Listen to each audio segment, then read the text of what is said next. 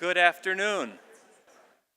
A few folks are still trickling in, which is fine. It's great everybody to be here today.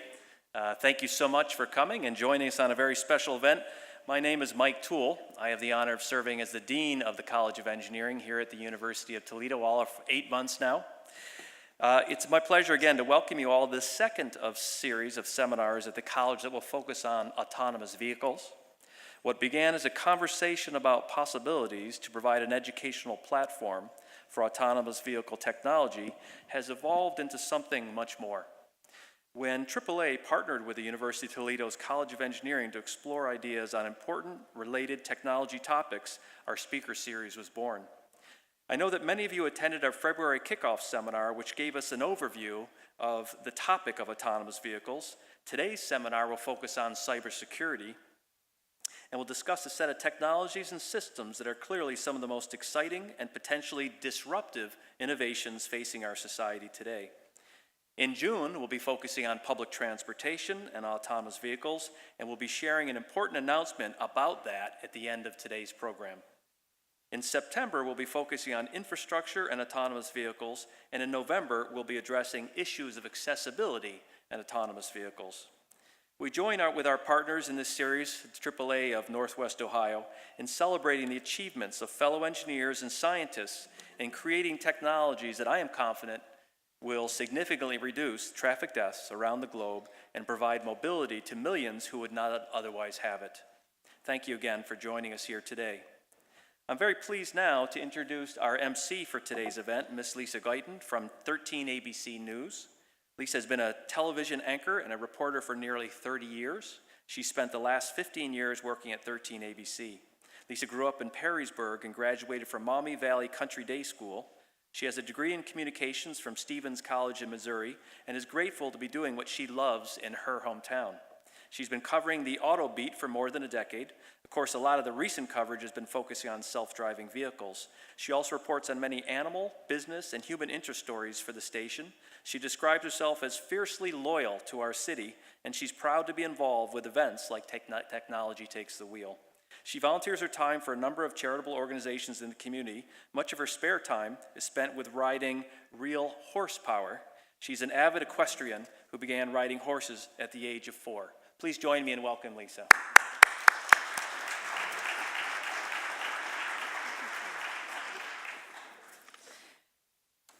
Thank you so much for being here today.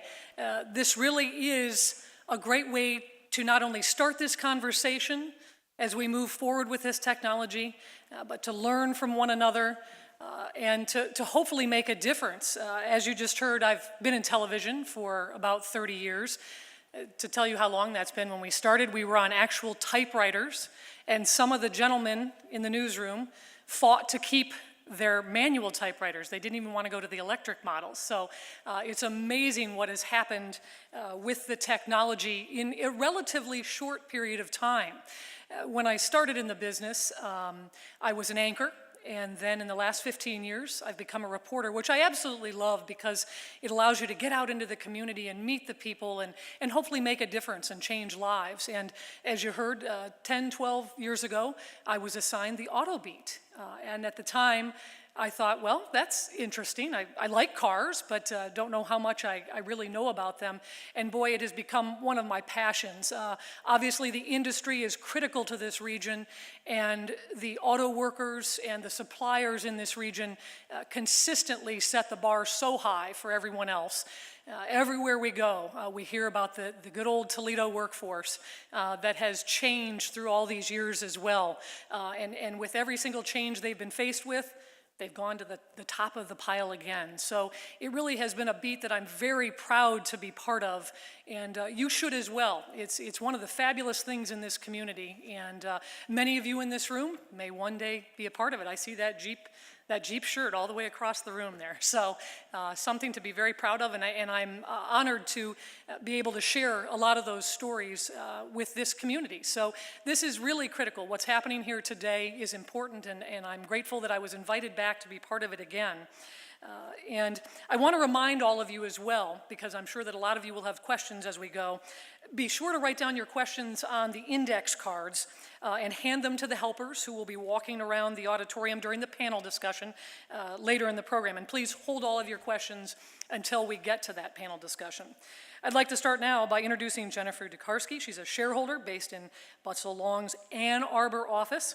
She represents automotive suppliers in vehicle safety, connected and autonomous car technology, and warranty and product quality disputes.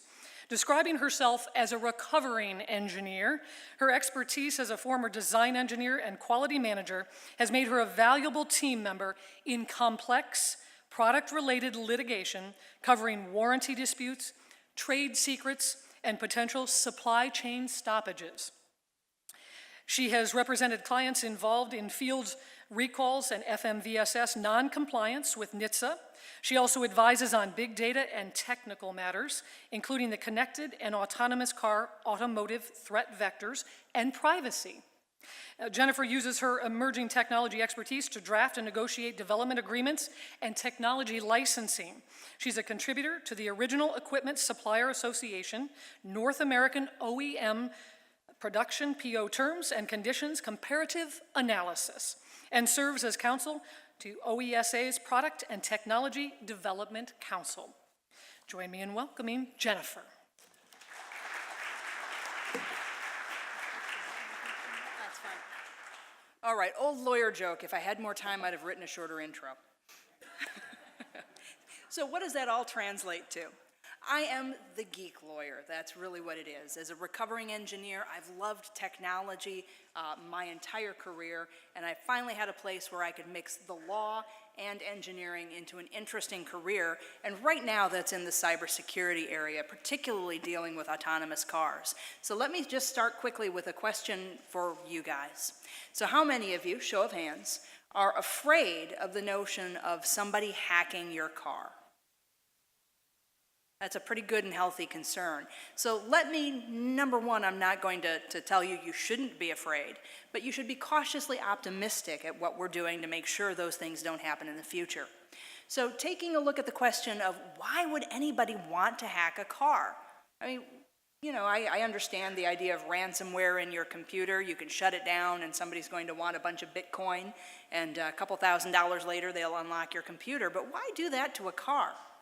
When you look at the opportunity, you have some amazing data as you're driving down the road. If I can get to your car, I'll know where you've been, what you've been into, a lot of your habits. For example, how many times a week you pop by the Starbucks, where you shop, all kinds of the behavioral data to understand who you are as a person. To me, it would almost be as valuable as all of that data that Cambridge Analytica ended up with. Okay, bad joke. So you get the geolocation, and trust me, there are a bunch of divorce lawyers who would love to know where that client was and whether or not they were with somebody at the time. It may not tell if you were with somebody, but it definitely would tell you if you popped into that hotel. So valuable, valuable data.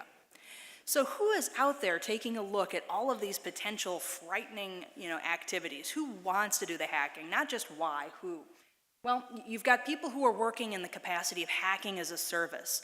You can go out on Craigslist and you can hire a hacker.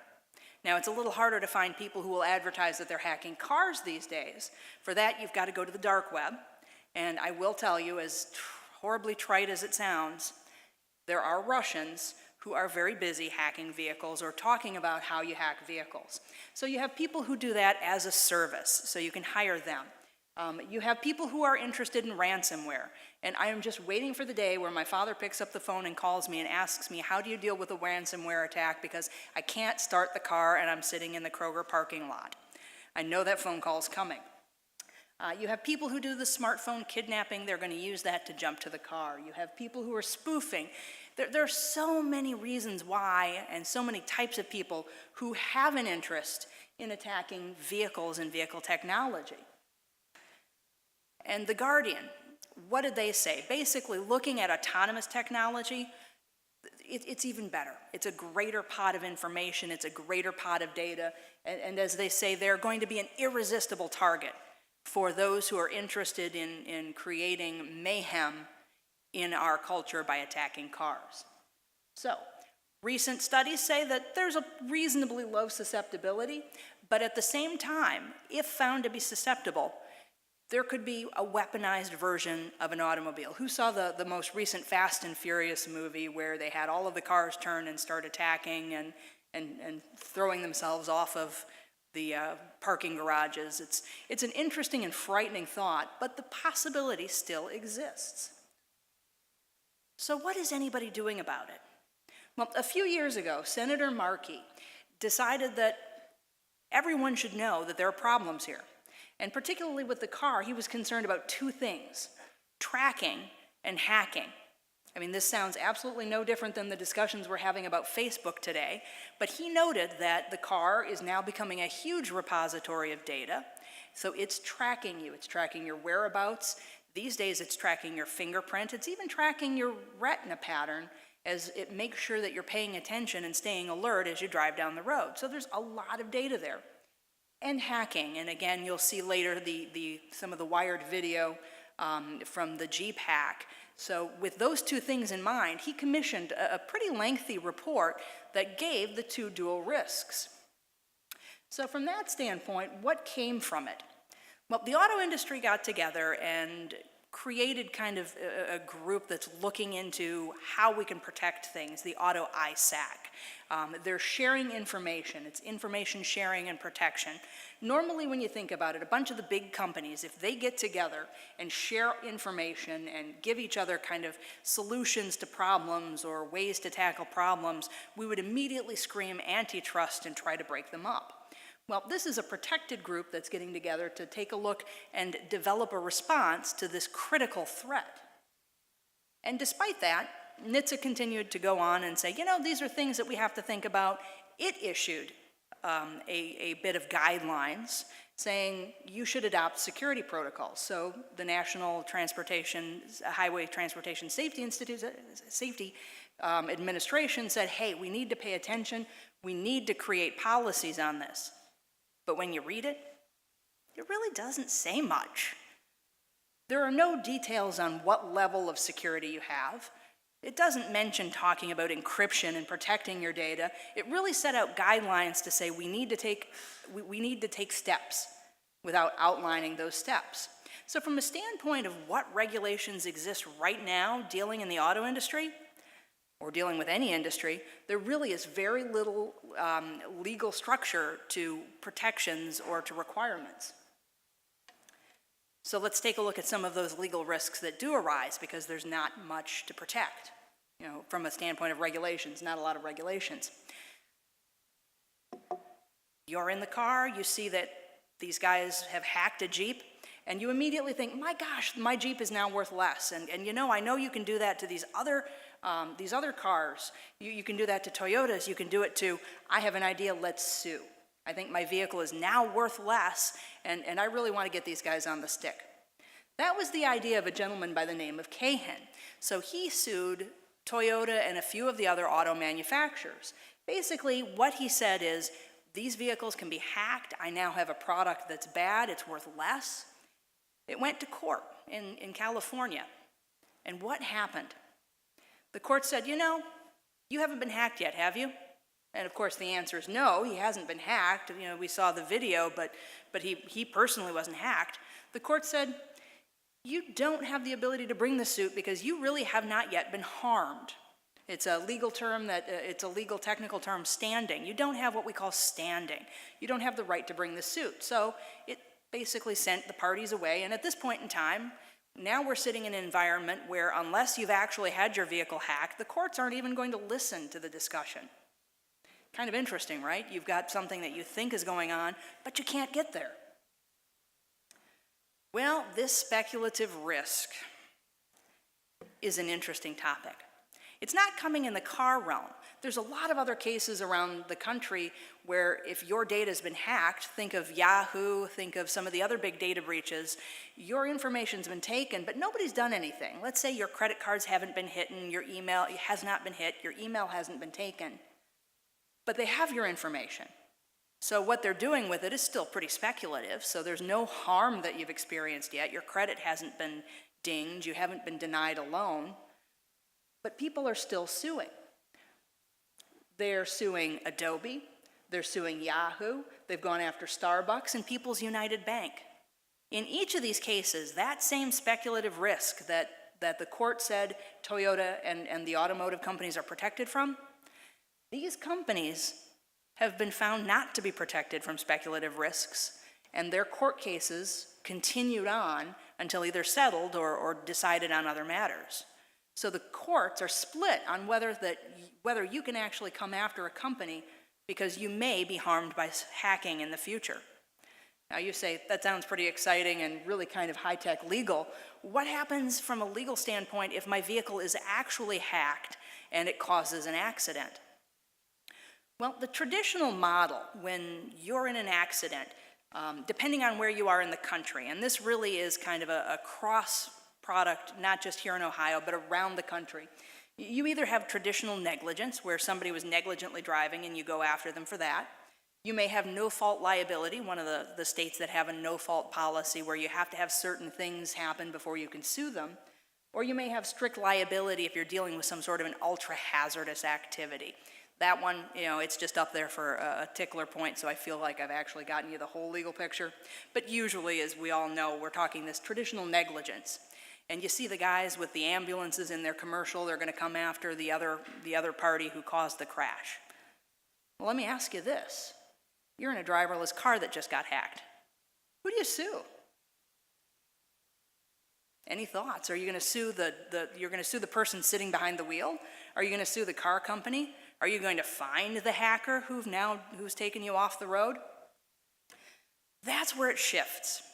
Now, a lot of my clients are in the automotive space. As you could tell from that really, really long bio, I represent a lot of manufacturers. And I don't represent the car companies, I represent the people who make the parts for the cars.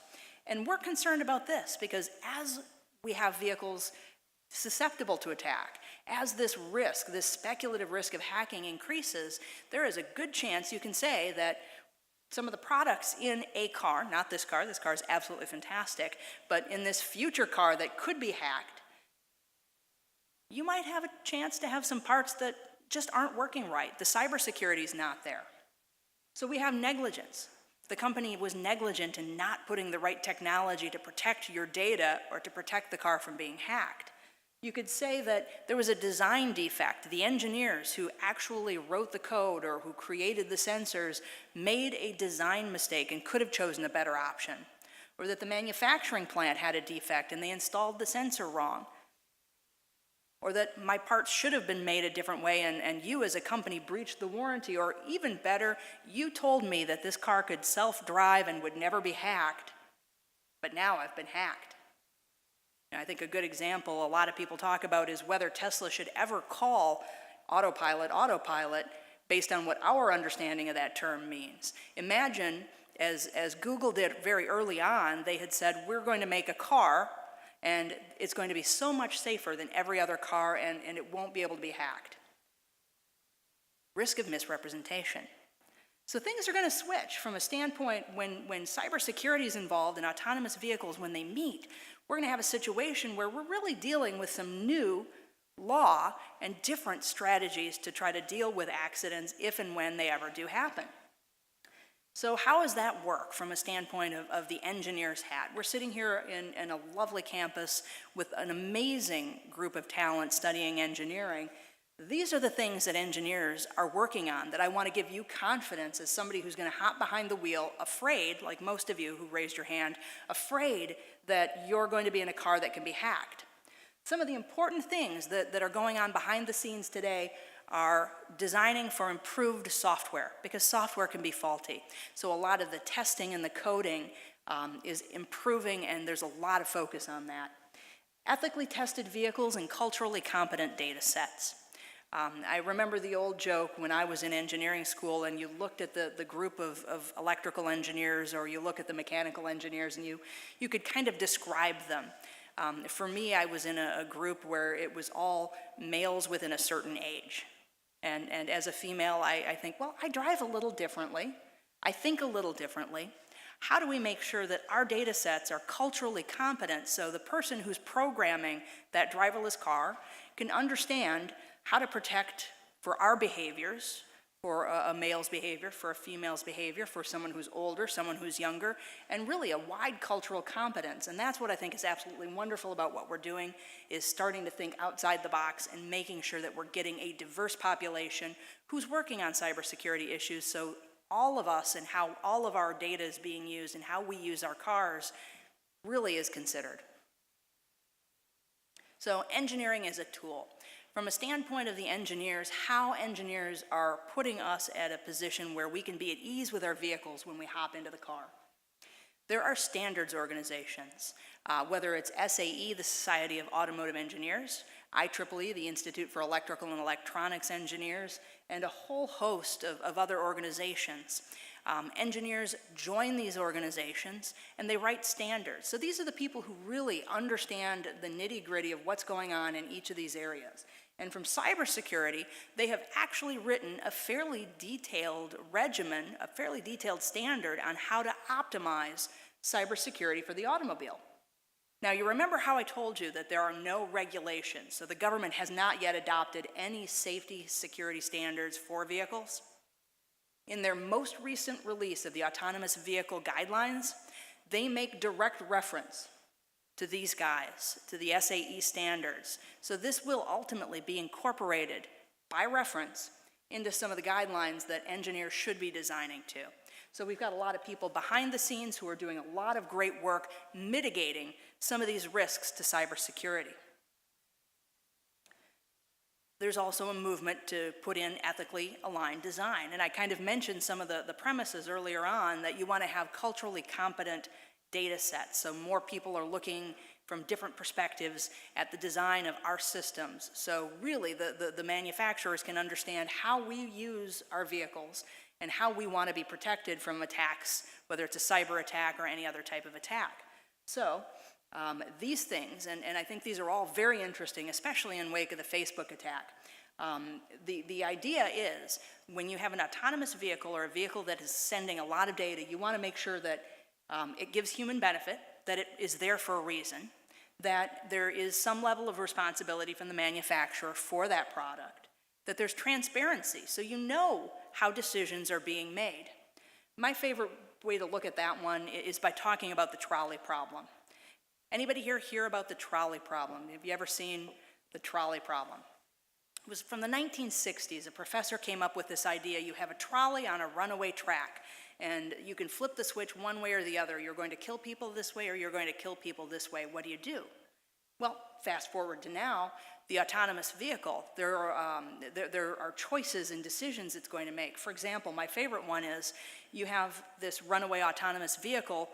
Who does it hit if it has two bad decisions? Does it hit the 5 lawyers, or does it hit the 1 none? I see, everybody knows how that needs to be programmed. I didn't have to even suggest it. We all know you hit the lawyers. And I'm not going to be in the road at the time, but yes, you hit all the lawyers. Okay. So you want transparency to know that this car is thinking, I am going to do this action. So transparency and education and awareness. It's things like this, trying to bring to the community an understanding that there is a lot going on in the engineering community. There's a lot going on in the design. We are thinking about these tough issues, and we are thinking about how to handle 5 lawyers in the middle of the road.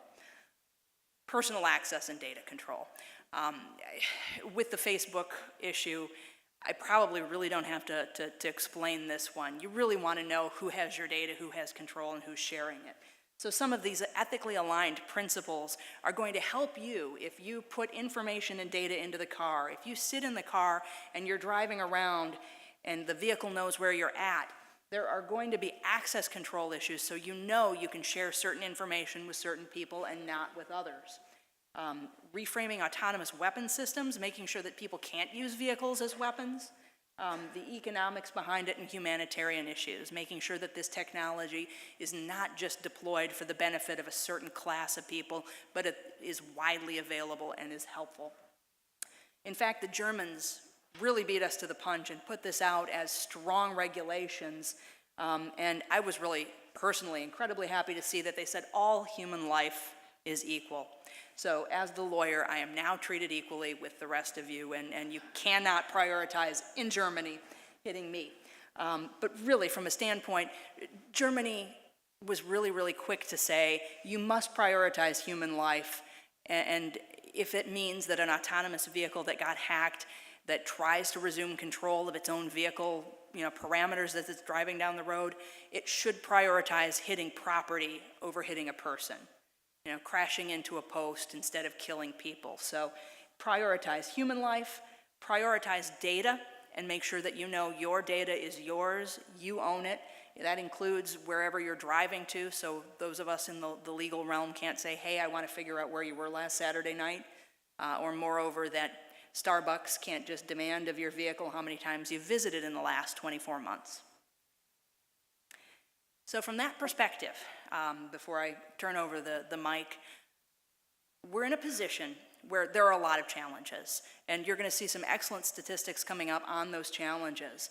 But I want you to rest assured that there are people from a legal standpoint looking at these issues, looking at protecting your rights, looking at protecting the rights of the company as they go forward to design these in the most safe way possible. You have a situation where the engineers are all being trained to think ethically and to think with privacy and security as the first thoughts in their mind. And we are always thinking about the safety and security of our vehicle systems as we go to launch. Thank you very much.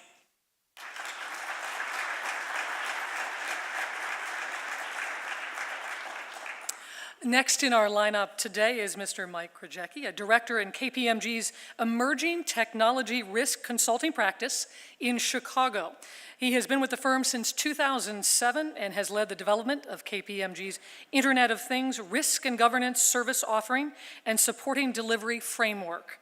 Mike is also a member of KPMG's Automotive Cybersecurity Network and has helped automotive OEMs and suppliers identify, assess, and manage risks related to connected and autonomous vehicles. He has helped author multiple white papers on vehicle technology and often presents at industry conferences covering a variety of disruptive technologies. Mike's professional accreditations include Certified Public Accountant and Certified Information Systems Auditor. Please join me in welcoming Mike.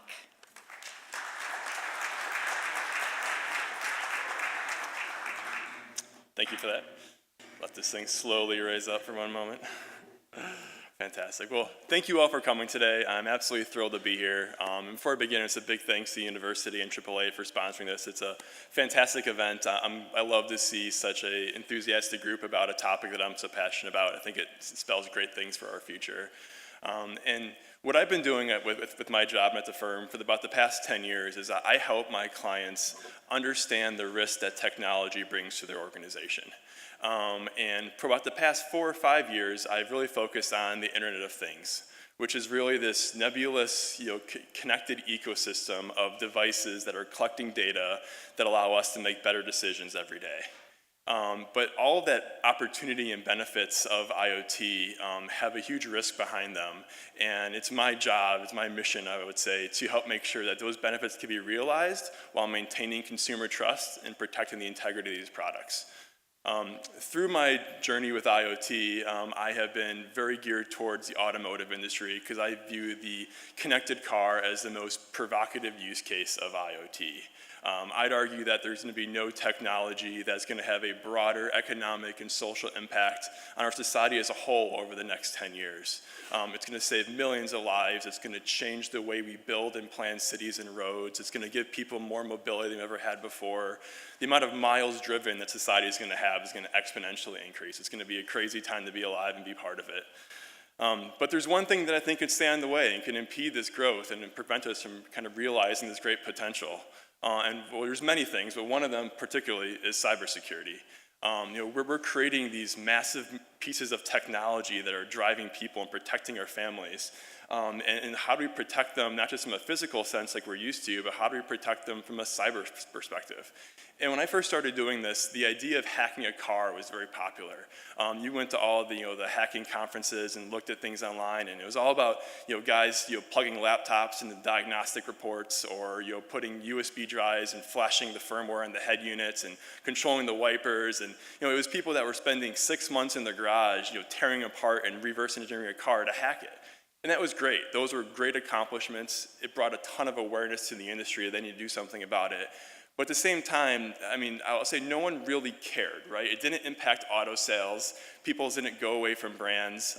You'll watch the Jeep hack in a few minutes. I don't think the Jeep Cherokee's sales went down after that incident happened. But what is going to happen? And I think the industry is starting to realize that individual tinkerers and engineers who are playing with things when white hat hackers aren't the risk. It's what happens when somebody figures out how to hack the fleet.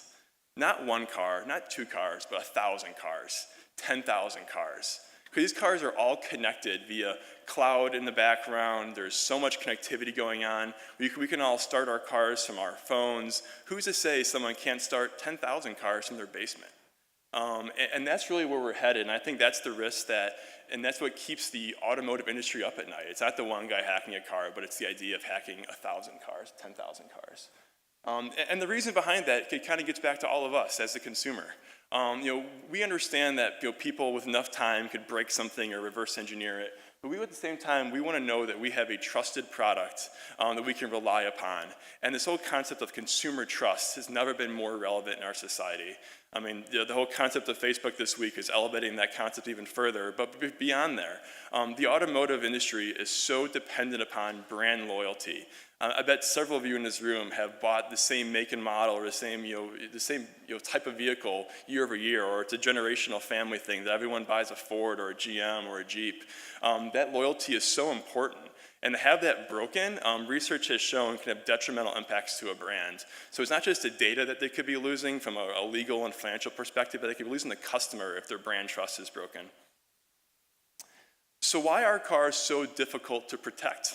Why is this a big problem? We've had cars forever. We've gotten okay at protecting enterprise networks if you have enough money and resources to do so. So why can't we just protect the car in the same way? Well, a big part of it is that the amount of data that these cars are collecting is incredible. And you're looking at who's collecting them.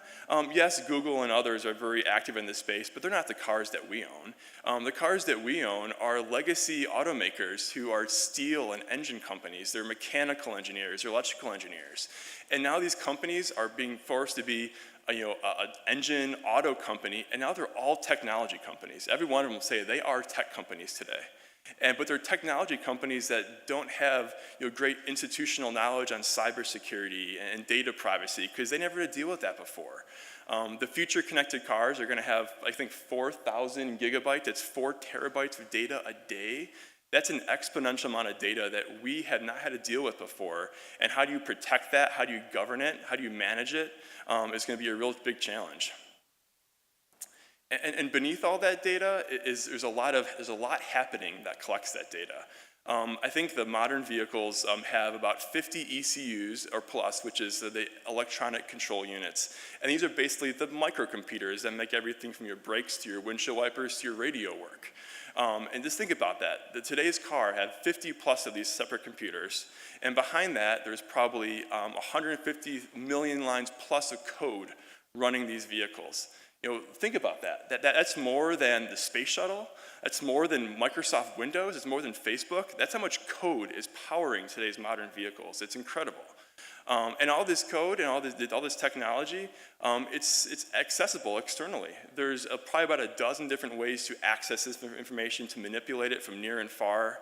And mind you that most of you are very familiar with the automotive landscape, but it's a supplier-driven economy. All those ECUs, all those external access points, a lot of this code, it wasn't written by the OEMs. It was written by dozens, if not hundreds of suppliers, which create components which GM or Ford or whoever have to put together to create a car that's going to all work together, that's going to be safe and provide all the features that you're looking for, but also not be hackable. That's a very tall order to manage. And speaking of that, the one place that I always start with when talking about cybersecurity is not the technology, but it's really the stakeholders in the organization around it.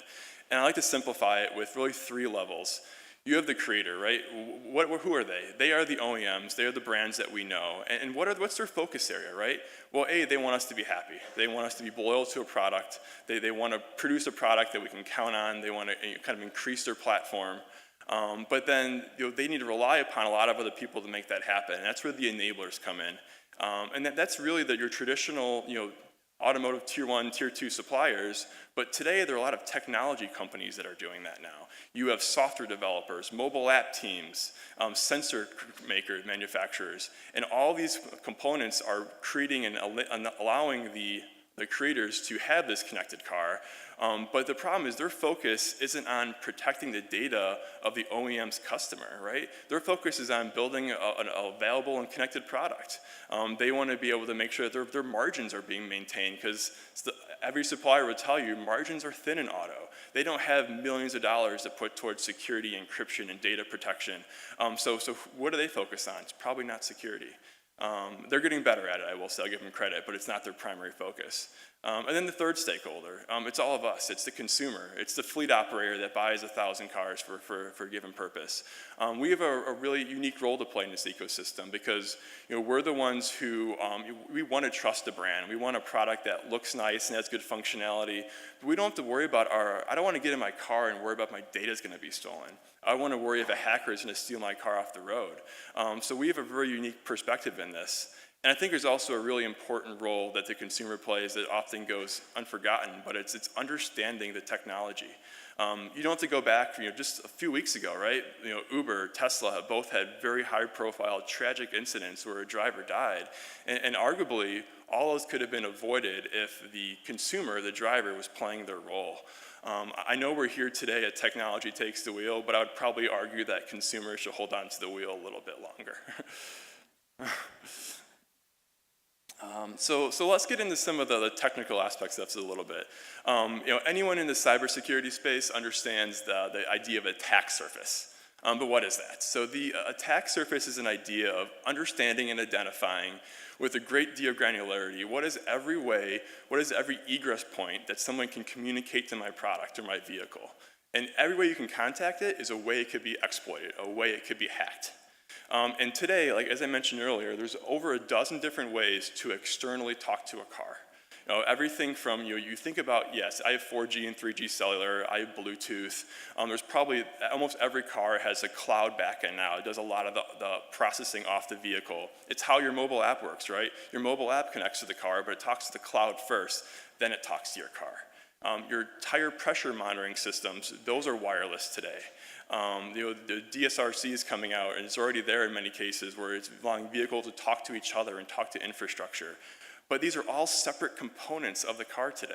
So as a manufacturer, I need to protect each one of these. I need to build controls and resilience into so many different ways, and that's really expensive. So what we're starting to see now is starting to wisen up on this. Let's shrink the attack surface. Let's simplify it. And there's a lot of momentum by the OEMs to start having things like gateways or portals, which are single entry points to the vehicle. It's usually part of the head unit or sits behind the head unit, but all the telematics, all the wireless communication from your key fob to your mobile app to the cloud to the enterprise from the OEM when to check on your car, it's all done through a single source that can filter in, that can make sure that you're who you say you are. You could do whitelisting to make sure only pre-authorized contacts and access the vehicle. It can kick out code or communication it hasn't seen before. It can identify anomalies. It's just like firewalls and intrusion prevention systems and traditional network security, but those things are now making their way onto the vehicle out of pure necessity. But if any of you were just thinking about that, and if any engineers were thinking critically about what I just said, I was talking about creating a single point of failure at the same time. Because now you went from a dispersed sort of, you're kind of protecting yourself by being so hard to understand to being one simple way of attack point. So that sounds easier for a hacker, right? And it's true. The automotive industry absolutely cannot rely upon a single point of failure at any part of their car, and cybersecurity and electronics are no different. And that's why there's a concept called layered security or defense in depth. It's a very common principle in the cybersecurity world, but that's a lot of what the SAE and other standards are trying to do right now, is to make sure that security and privacy are built in by design and by depth, meaning that even if somebody found a way, with enough effort, a hacker can hack almost everything. There's so many smart people out there who understand how to do this. But it's because they break through one door, there should be 10 more they have to get through before they can actually cause some harm. If one supplier doesn't meet your security standards and their component is compromised, the entire vehicle should not be compromised.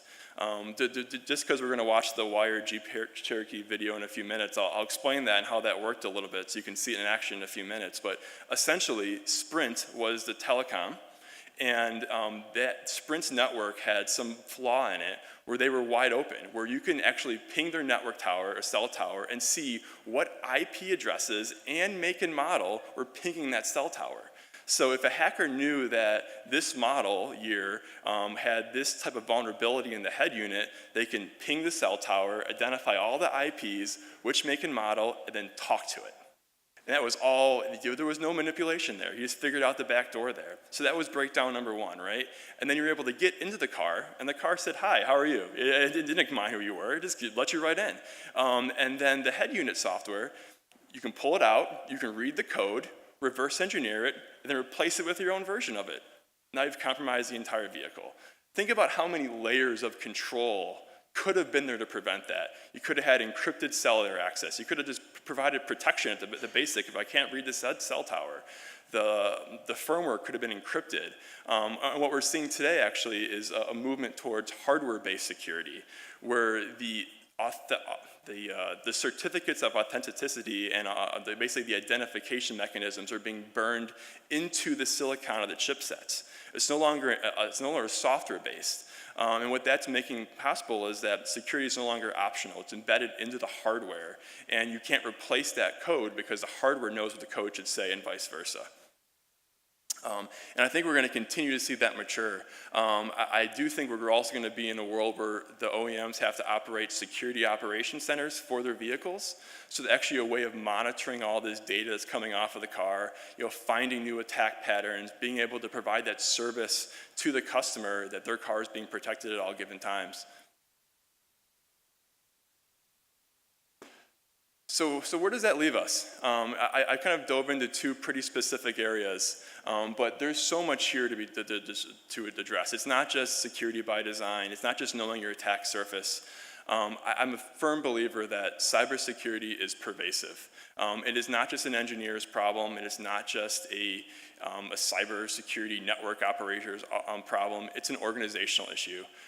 All the OEMs that I've worked with, the number of functions that it takes to build today's connected car is so many, from electrical engineering to head unit development to mobile apps to all these different components. There's no shortage of a dozen plus different functional teams that have to build this car together. You have the legal ramifications, you have quality and warranty. All of them have a very important role to play in vehicle cybersecurity. So I always try to bring a very comprehensive approach to it, that you need to look at the design of the vehicle. And you need to make sure that you have the right standards, the right security by design. Your engineers have the right training. The software is written with the right level of resiliency, et cetera.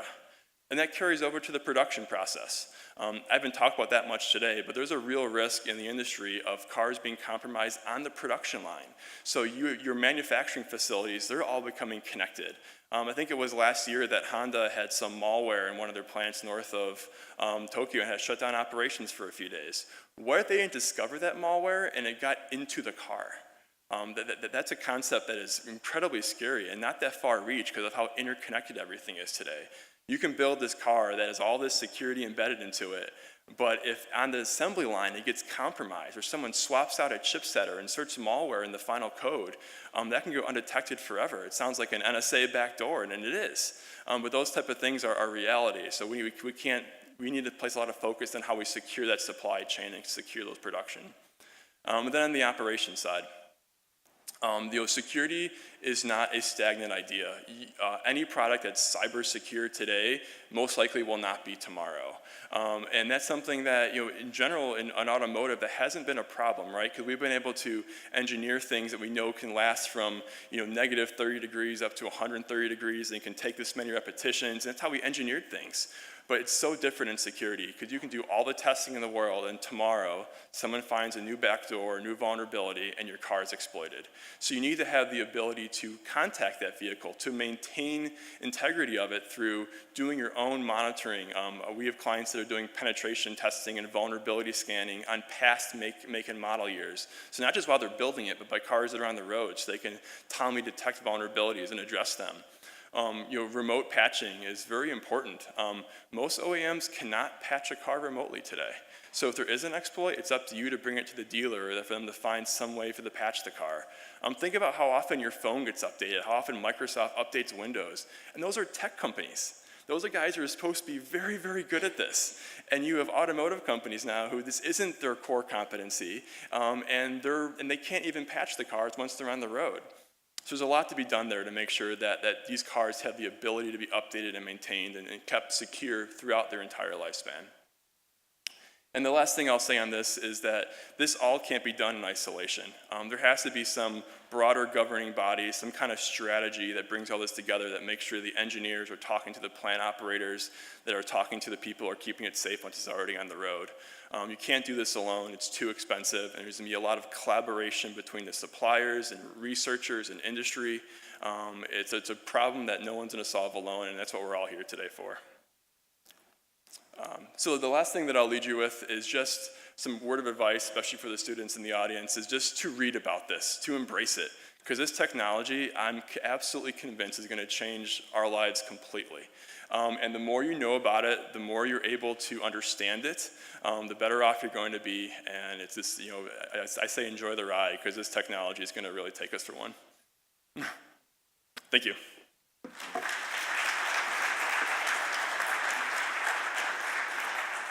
Thank you very much, Mike. Two fascinating and informative presentations, certainly in a goldmine, I think, for my AutoBeat ideas in the future here. We're now going to watch a YouTube video from Charlie Miller that you've been hearing about, the security engineer at Twitter, and Chris Velasek, the director of vehicle safety research at Low Active, showing them remotely hacking a vehicle while it's being driven. It's not fun to have your 2-ton SUV's brakes hacked just as you're parking in front of a ditch. Okay, hold on tight. Hold on. Oh, That's what I've learned from Charlie Miller and Chris Velasek, a pair of hackers who have spent the last year developing a piece of software that can wirelessly sabotage this 2014 Jeep Cherokee. It hasn't been altered in any way. There are no devices attached to it. But like many thousands of Jeeps around the world, it can be remotely hacked over the internet through a cellular connection to its entertainment system that would allow someone to take over its steering, its transmission, and even its brakes. To demonstrate that, I'm going to act as today's crash test dummy and drive it on the highway here in St. Louis, while Charlie and Chris hijack its digital systems from Charlie's house miles away. They wouldn't tell me what they had plans, but they assured me that it wouldn't be anything life-threatening. remember, Andy, no matter what happens, don't panic. It's not the first time I've driven a car while it's being attacked by these two hackers. But in 2013, they were in the back seat, and their laptops were wired into the vehicle through a port in its dashboard. Now they're sending the same sort of attacks remotely, and I have no idea what they might do. He's going as fast as I've seen him, so. So first we're going to turn the fan on him. Yeah, let's turn the fan on, see if he even notices. All right, something just turned on, all the fans and AC and stuff. I didn't do that. The trick started small. Oh my God. There's a picture of Charlie and Chris in tracksuits that just appeared on the dashboard. But as I drove down the interstate, things started getting unpleasant and very loud.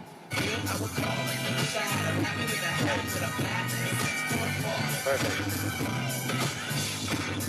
I can't turn it down. This was such a fun video. Steve, I'll kick it off to George. And now the air conditioning is blasting, the music is blasting, and I can't see anything because of the windshield wiper fluid. Okay, do it. Do it. Kill the engine. So we're killing the engine right now. It says park sense. Actually can't accelerate. I stomped on the gas, but the Jeep slowed to a crawl. It says 43 miles an hour, but I'm not going that fast. I turned on my hazard lights, but I was still stuck in the right lane with no shoulder to escape onto. Guys, I'm stuck on the highway. What do you say? I don't know, I think he's panicking. He's not gonna be able to hear us with that radio. It's so loud. Guys, I need the accelerator to work again. The accelerator will work. It won't work! You're doomed. Seriously, it's dangerous. I need to move. You gotta turn the car off! Okay. Now you should be good to go. Semi drove by. All right, I'm gonna pull over because I have PTSD. Charlie and Chris have only tested the full range of their attacks on a Jeep Cherokee, but they say that hundreds of thousands of late-model Chrysler vehicles may be vulnerable through a feature called Uconnect, an internet-connected computer in the dashboard known as its head unit. These cars, head units, expose a particular service that probably they didn't want to. It lets you do things like query it for information like the GPS or the VIN or all sorts of other things, but it also lets you just run commands. So you have to first break into the car remotely over the cell network and then move laterally if you want to do things like send CAN messages. And those are the messages that we can use to control things like steering or the windshield wipers or braking. They plan to release a portion of their exploit code at the annual Black Hat Hacker Conference next month. They've also alerted Chrysler, which is issuing a security patch. But they say a lot more needs to be done to protect a new generation of cars that are increasingly connected to the internet and potentially hackable. You guys basically brought this car to a standstill while it was driving on the highway, which I may never forgive you for. And that was just like an experiment. What do you think is the worst case scenario? We wanted to point out, to show that this attack has serious consequences for this vehicle. And so we did, attack you. But we did it in as safe a way as we could, so we didn't want you to get hurt, obviously. That's why we're working, is to make sure that we figure out vulnerabilities, weaknesses, get them fixed. We're only two guys with one car, right? So, we can't look at every car, and we want to release this information because more people like us need to be focused on this problem. After their stunt on the highway, Chris and Charlie still wanted to show me a couple of other tricks. Below a certain speed, they can control the Jeep's steering as long as it's in reverse, pop its locks, mess with the speedometer, and, of course, disable the brakes. Okay, hold on tight. Hold on. Oh, he's not getting out of that. I think so. We're going to be doing some pushing. That's how you drive in the Midwest. New Yorkers don't know how to do that.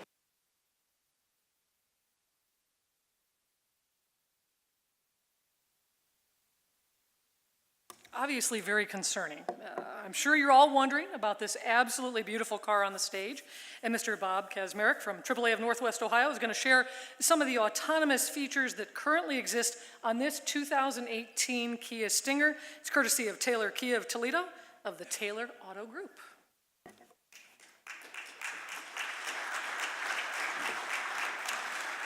Well, good afternoon, and first, thank you to Taylor Kia for letting me drive this vehicle overnight. So I will say that this 2018 Kia Spitzer is a lot of fun to drive. I was telling my colleagues today that if I owned this car, I'd probably get in a little bit of trouble. So anyway, the features that this has is forward collision avoidance with pedestrian detection. And I was able to actually witness that today as my executive vice president was directing me on how to park the car on the sidewalk out there. So anyway, it went really well. I was able to, every time that he was in a different position around the vehicle, I was able to see that. But also while I was driving it, I did experience this particular piece also helped me along the way, because it did alert me when things were in a path that I was heading into. It also had forward collision warning. Obviously designed to detect slowing or stopping traffic ahead and alert you if you get too close. Smart cruise control with stop and go. I did utilize that last night. I was cruising down Central Avenue out west, and I turned on the cruise, and as vehicles were turning left, the vehicle slowed itself, or if traffic changed speed, the vehicle also changed speed. So that was really neat to experience. The lane keeping assist, I was able to take a couple reporters today for a ride, and we experienced the lane keep assist together in the city traffic. So very carefully, I took my hands off the wheel, and while I did, the vehicle did maintain the lane for me. And then I was very happy to see that it said, "Keep your hands on the wheel." So thank you for that, Kia. Lane departure warning. I did notice also this take place as I was, if I tried to veer out of my lane, it would definitely let me know that I was doing something I shouldn't be, or it thought I shouldn't be. So I think this is a good thing to get people to use their turn signals in the future, because if you use the turn signal, obviously it allows you to switch lanes. Driver attention warning is designed to detect a drowsy or fatigued driver, so I did not experience that, so I'm happy to report on that. Rain sensing wipers, we've had a beautiful day in Toledo here, so we didn't have to deal with that, but that obviously automatically turns on the windshield wipers. Blind spot collision warning with lane change assist. It's designed to detect vehicles in the blind spot and even warn of vehicles approaching from behind when you signal to change lanes. I did notice this feature working while I was driving in the city today, so it was really neat to experience that as well. Rear cross traffic collision warning is designed to detect traffic approaching from either side and while backing up. Well, I can tell you that when I was pulling the car into the building this afternoon, all the sensors were going crazy because it was kind of like, what are you doing? And then high beam assist. This is really a neat feature, and AAA automotive engineering team did an article on this earlier this year, but it is designed to automatically dim the LED lights for oncoming vehicles. And that is a really nice feature, so you don't have to flash your lights at people. They will automatically dim as a vehicle approaches. And Kia calls that Kia Drive Wise, so I think they've done a very nice job with that. So again, thank you to Taylor Kia, and thank you to all of you participants today.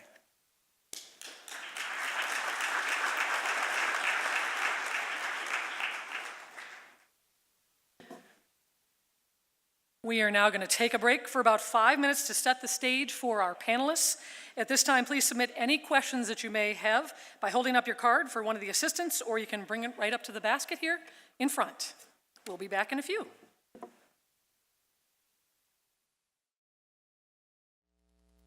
right, well, welcome back, everyone. I would like to introduce our panelists who will be part of the Q&A section of the program.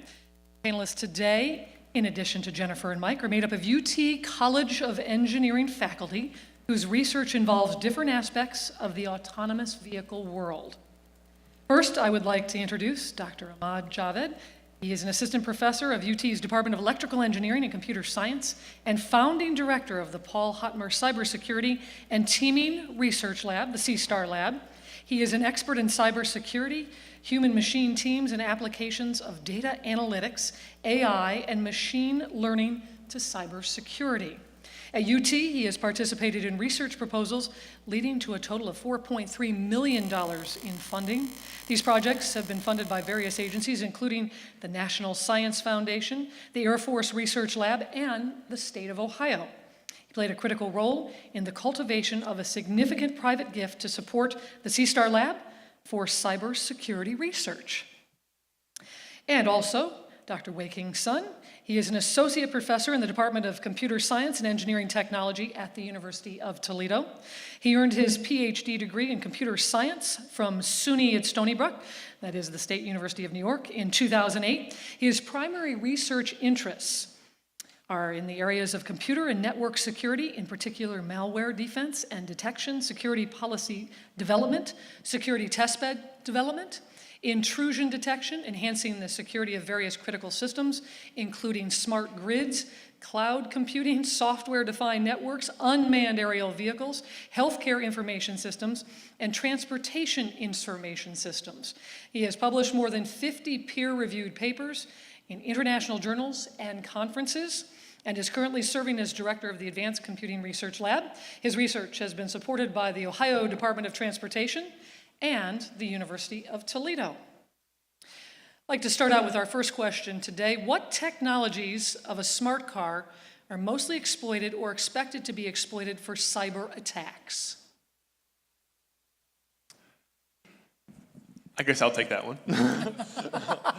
So what I think the slides that we covered earlier covered it a little bit on where the exploits traditionally come from. But I think in today's world, you're seeing the cellular networks being a way to attack the vehicle remotely. But it's not just the vehicle we need to think about too. I think there's been more incidents around mobile apps that control cars, and also the infrastructure behind them, meaning like the cloud platforms. That's where a lot of the data is stored. That's where a lot of the actions take place. So I think a lot of the exploits and things that are happening today are actually off-vehicle technology like the apps and the cloud platforms. Yeah, just add briefly over that. Subi and Dr. Sanveer kind of advising a couple of students who are working in this area as well. And one of the students were also looking at the over-the-air update for vehicles, the software updates, and that also can be one of the biggest entry points for attack vectors, because what might happen is right now we get an email saying, click on this link and, update your password of your bank or something like that. So something similar might happen in the future where the car manufacturers can give you an authority to update the software yourself, right? I mean, that's how it works in phone. We just press a button and it updates the phone software. So that might be one of the biggest attack entry points as well. I want to add a little bit more on this topic. So there are a lot of attack vectors for the car. So as Mike mentioned in the slides, okay, just now. So I want to give one particular example here. So nowadays you are able to easily purchase some device from the internet, from Amazon, and so on. Basically, you are able to connect the device through OBD port or something like that. And typically, we don't think twice before using it and connect to the car. And what if the device somehow running a service which are able to essentially accept commands from some remote hackers, okay? So then your car can be potentially endangered. Yeah.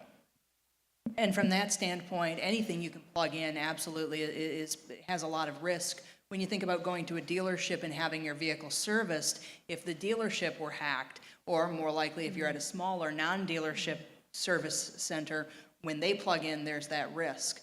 You also have the plug-in modules that you plug in. For example, the insurance companies have modules like that. I will say from personal experience and knowledge that those guys have been considering cybersecurity and are quite safe. Next question. Imagine thousands of cars going downtown to drop everyone off to work. And once everyone gets out of the car, where do these cars go? Or do they park and then go back home?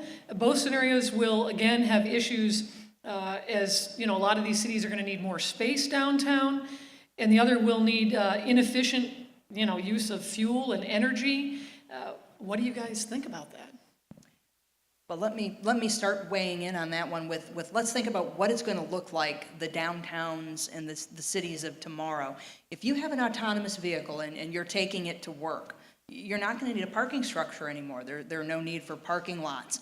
But there will be a large need for people to be able to queue up and be dropped off. I mean, imagine if every student at this university commuted in a driverless car, you'd need to have different areas. So we're going to have a major redesign of a lot of commercial real estate to allow dropping off, picking up, and much less in parking. At the same time, with mobility, increasing, you're going to have another population that traditionally doesn't get out. People with disabilities, for example, where you're going to need to contemplate that from an ADA or Americans with Disabilities Act perspective. So there'll be a lot of changes to commercial real estate. Yeah, so Dr. Eddie Cho actually is the expert in this area, but I'll still, take a dig at it. Basically, this becomes an optimization problem when, certain items are coming in and going out. It's just like, any assembly plant or manufacturing plant where when things are getting manufactured, packed, and, sent out for shipping and things like that. So this is a big optimization problem. And then one of the solutions might be, as you just mentioned, that who is ready to be picked up and dropped off. So maybe when a lot of people are getting dropped off, at the same time, maybe many people are getting picked up because their shifts might be ending at that time. And then, they go back. So it's all about efficiency and optimization in the end. I think that could be one of the pretty good project for my algorithm class. And the optimization is very interesting because I think each city is going to have to optimize it very differently. The way that people commute from LA to San Diego is very different to how you get around Detroit or how you get around Chicago versus San Francisco, for example, New York. It's all very different the way autonomous vehicles and mobility is going to operate there. There's this concept of like islands of autonomy, that the autonomous vehicles are going to have to be adaptable to the climate that they're in, the environment that they're in. This question is very specific, but I think we can take it sort of loosely. They ask, how much does all the technology on board this Kia cost? Well, in the big picture, obviously we may not know specifics here, but certainly a very good question. I think it's why you saw it first in cars like Tesla and others that were very expensive, because the research that had to go into these components, you had to pay for them. And I think we're reaching a point now where technology and data and the ability to produce these parts for a cheaper amount of cost is greatly reduced. And I think this car is stickered at something in the mid-40s, which is fantastic for all the technology that you're getting. And I've seen statistics, and you look at certain components are worth, are thousands in cost. But what we also have is safety, warranty, and those legal risks are making us create redundant systems. So if you have one sensor, you're afraid that sensor may not work, so you may have LiDAR, radar, cameras, just kind of an overlap of multiple systems, which also drives up the cost.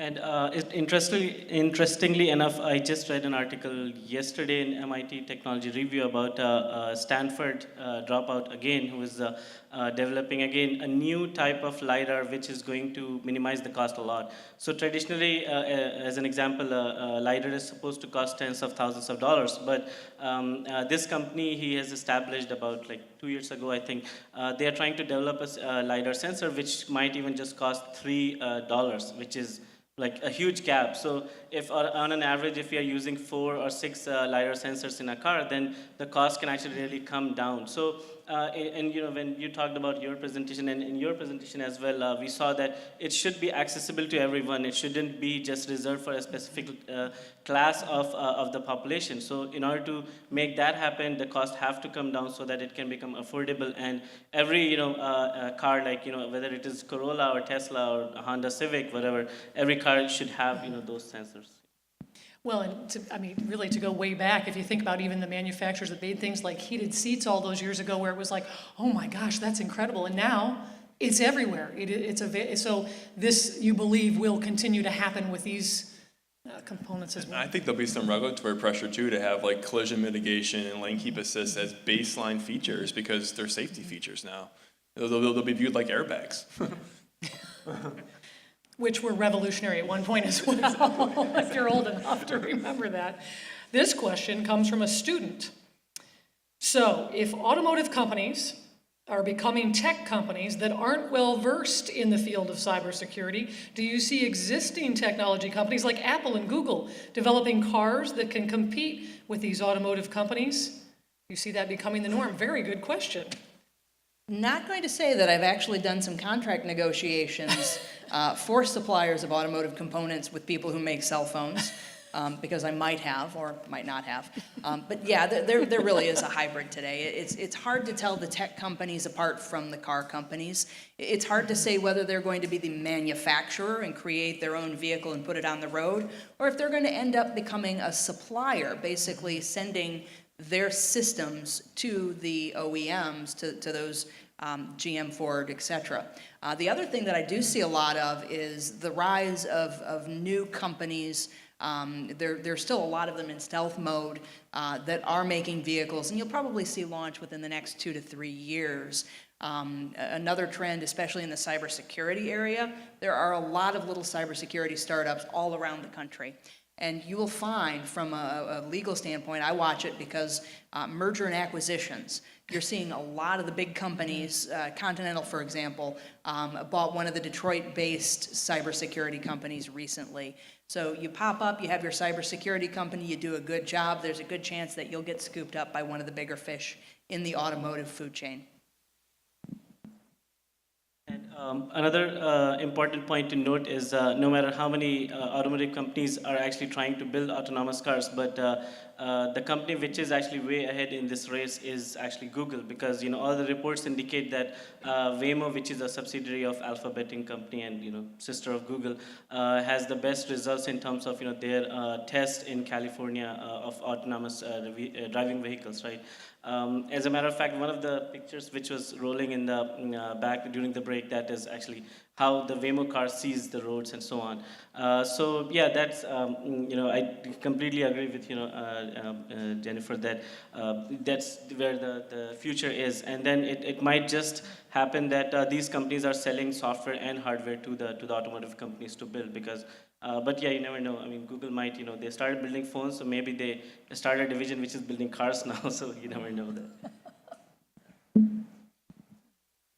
Yeah, I was just going to add that I think Google's a very interesting one because they're a platform company, right? And they need users and they want to bring more data to their platform. So I can see them being a big player in the mobility as a service space.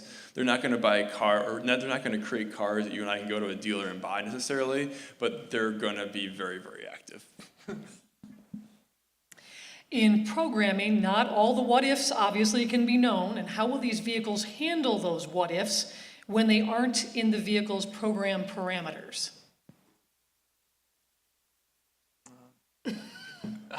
Well, I think part of it is the whole consumer layer, right? I think we're a little ways away from the true self-driving car that's going to do the entire journey for us. I think for the foreseeable future, we're still looking at 90% autonomy or something of that nature. And when that crazy incident does happen the car couldn't predict, that's why the person has to be there ready to take control. Unfortunately, I think as humans, as we could get relaxed very quickly. I mean, if you've been in a self-driving car for 20 minutes, you're already like, well, take a nap, because you get that comfortable in it. It just happens. And we can't let that happen, though. You need to be like, I'm a big proponent of the systems that make you stay alert. I know some of the OEMs are focusing on like monitoring your retina symptoms, make sure you're looking at the road, because we're going to have to be engaged. These systems will make driving safer, but they're not going to do all the driving for us, at least not for a little while. Yeah, so I'd just like to add to this that programming, the usual programming which we have done traditionally just involves writing a couple of for loops, if else, and so on. But now we are moving more towards an era of AI, machine learning, pattern recognition, and so on. And in this age, the programs which we are going to write, we want the programs to be able to learn the new scenarios which a program might not have ever even thought of encountering. And now what I'm saying is program should be able to think, right? So that's where the technology is not that mature yet, although we have so many AI-based, machine learning-based systems which are really advanced, and it can just look at a picture and tell if it is a cat or if it's a scorpio and stuff like that. But still, it's not that mature that it can take decisions on your behalf. And yeah, so at least for your next maybe a decade or so, or maybe 2 decades, who knows, we will still be in the loop, human in the loop will still be there.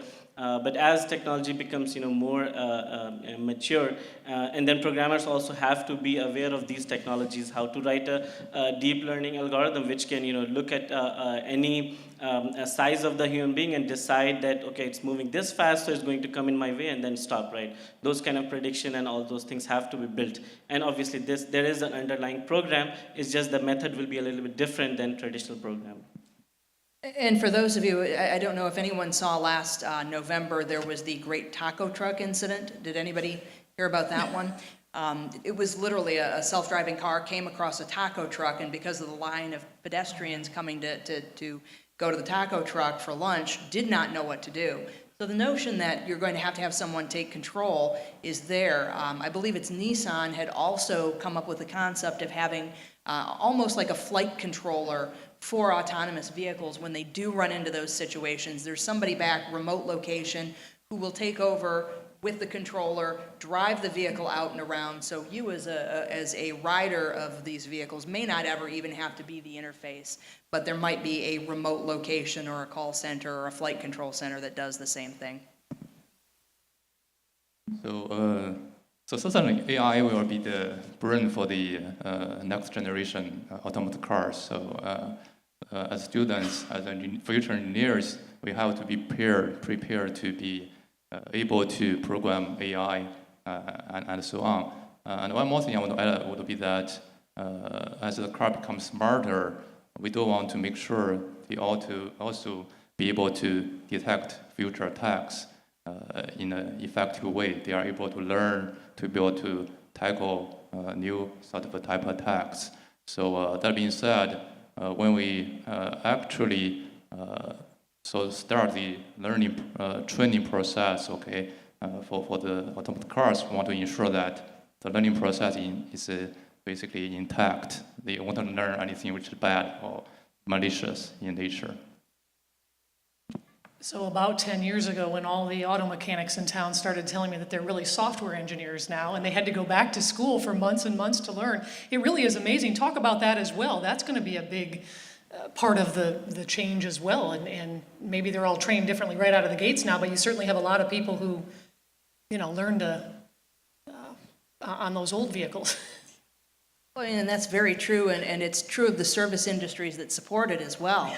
I can't tell you how often I look for law students to hire who were engineers or people who know how to code. I mean, it really is such an excellent opportunity for students these days to have these skill sets and to join memberships, get a membership in something like SAE or IEEE, where they do a lot of work in the autonomous space. You get a lot of opportunity to meet people in that area. So if anyone's interested, that's what I would consider. I would really take a look at groups like SAE, IEEE, and those types of industry groups. What other advice would you give to the young engineers out there? It really is such a changing landscape, but my gosh, you turn around and it's changed again. It is. How do you, prepare yourself to keep up with all of that? Be nimble. I mean, don't wed yourself to a career path necessarily. You may fall in love with something else as you go along. I mean, I started in engineering. I worked for 15 years as an engineer designing steering columns. Then I went into the manufacturing sector and I did trouble turnarounds for launches. So I did in-plant quality type activities. And I never thought that I would end up in the legal field, and I didn't think I would end up in the legal field dealing with warranty recalls and talking about autonomous technology either. So be open to what you enjoy, and if you find that you've come out and spent a few years and you're not liking what you're doing, don't be afraid. Reinvent yourself. And I'll echo that because similar. I mean, I'm a technologist who's also a CPA, right? I mean, I think the more you can diversify your background, the better. Because this is, like I said, this is not an engineering problem. It's not a cybersecurity problem. It's an organizational problem. So these companies need to figure it out from a business organizational level. How are we going to get this right? And so if you can understand all those aspects of the business, understand how something works and how to secure it and all the legal ramifications behind it, all those aspects are very important. So being diverse in your skill set, being open to trying new things that are uncomfortable to you is just going to serve you very well. And just in general, I have just one advice for all students and whoever wants to learn new things is these days programming is everywhere. I mean, it's very rare that you can actually solve a problem and give a working solution without doing some kind of programming. As an example, just this morning I was meeting with a couple of bioengineering students, and they were trying to design some device for a healthcare application, and then obviously they didn't have any programming background, and that was the real challenge for them. So it doesn't matter what area you are in, even if you are a mechanic, it would be actually good to learn maybe some kind of programming for the future, because when you have autonomous cars, smart vehicles, maybe in the end, as a maintenance, you might be just changing one value of some variable in one of the programs written in maybe one of the languages. So it would be a very, very great skill to add to your resume if you have knowledge of at least one programming language. My recommendation would be that try to get your hands dirty, okay? Yeah, try to pick up some hands-on projects so that you can strengthen your theoretical knowledge. That's super important, so try to prepare well for your future career. Yeah. Will the advent of this technology make people lazier and thus unhealthier? Sure hope not. Wally. Yeah. I think it's going to make us more productive. I'll be the optimist. I think it's going to really help people who physically can't move around today or are too old to drive or have disabilities to drive. I think it's going to increase those miles driven, which is going to be a really fantastic thing. I think we're going to be able to potentially be more productive in the car. Eventually, as the cars do become safer, more reliable, could you start your workday earlier? Could you do things that makes you get home earlier and actually be outside more often? I'm hoping we don't spend more time in our cars. But I'm hoping too that once the cars are able to communicate with each other, maybe traffic jams will ease up. Maybe there'll be better ways for traffic to flow, and goes back to city planning like we were talking about. So I'll be the optimist and hope that we actually spend maybe a little bit less time in our cars, or if we do, we're being productive while we're in them. Yeah, I completely agree with that. I mean, if you just compare the US of today with the US of 50 years ago, right? I mean, 50 years ago, maybe everyone was taking a horse or maybe even just walk to work, right? But all I see here is everyone looks pretty healthy to me, so I don't know. We have all these cars and all this technology, but still, everyone is still healthy, so my hope definitely is that we'll be more productive in the future, and it all depends on the mentality of the human being, right? I guess if someone is lazy by nature, then that won't change. I'm myself sometimes lazy. I don't want to do anything, just lie on the couch and watch Netflix. So that's not going to change, definitely. But still, when it's time to work, then it's time to work. And I was just thinking about some of the ideas about, what, as an example, what a school bus of a future might look like. So you never know, if you have an autonomous vehicle, maybe a school bus, maybe turn into an amusement park, who knows, right? So the kids actually get into the bus, and then on the way to home, they actually take like a small roller coaster ride or something like that on the bus, because no one needs to drive, and they don't need to pay any attention, and because traffic control would be so much better, so there will be no brakes or shocks and so on, so they can have fun while going to school. So yes, just an idea. It's probably more likely they'll watch Netflix in the bus, but we'll just say. And I do have to take a little offense to the horses. They are good exercise, so that doesn't make you lazy. Although the horse does get most of the exercise, right? It's good cardio, though. All right. We don't need autonomous horses. That would really not be good. Yeah, we don't want to get to the Terminator stage, so we'll probably avoid that. In case of an accident, and this is a popular question, who is responsible? The owner, the programmer, the designer, or the manufacturer? And of course, we touched on that a little bit, but it is it's a valid and important question. It absolutely is. Right now, with the few fatalities that we've had, and a lot of these have been test vehicles, really there are three main situations that have legal cases that are either now concluded or are still going on. First, you had the incident in California with the individual, the motorcyclist, who changed lanes and changed back and was impacted or became wobbly, depends on which side of the story you listen to, and lost some time at work. He is suing under kind of that traditional theory of negligence, but he's suing GM. So it was a GM car that hit him. He didn't hit the person who was behind the wheel, so to speak. So there's a thought, well, we'll sue the car company, and this guy thought we'll sue him for negligence. Now, the Arizona situation, within the last few days, the family settled before even bringing a lawsuit. But my understanding from kind of sources that I've heard is it would have been a product liability lawsuit that would have gone after basically at that point it would have been Uber, the car manufacturer, the suppliers of all the technology, and perhaps if they found that it was indeed an algorithm, they may go all the way down the food chain and find the individual or the company who was responsible for the coding. I see far less, I think there will be fewer suing the owner of the vehicle, and there will be more suing the company that created the vehicle as time goes by. Because really at that point, if the car did something wrong, it's going to be the technology in the car that made that decision. So I see it going to the car companies, whether it's the owner of the vehicle, the fleet owner, if we all move to an Uber Lyft type ownership model where you don't own your own car and you just go to that company, or the vehicle manufacturer. Another just interesting angle to add to that is thinking about the impacts on the insurance industry. Like when cars really don't crash anymore, do you need auto insurance? That's $1 trillion industry of auto insurance. Where are all those insurance agents going to do? Where's State Farm and Allstate and Geico going to basically recreate that revenue stream when cars don't get in wrecks? So that's an interesting add-on too. Well, before everybody down there runs out and preps their resume, don't forget, number one, the average age of a vehicle is 11.7 years. So it's going to be a long time.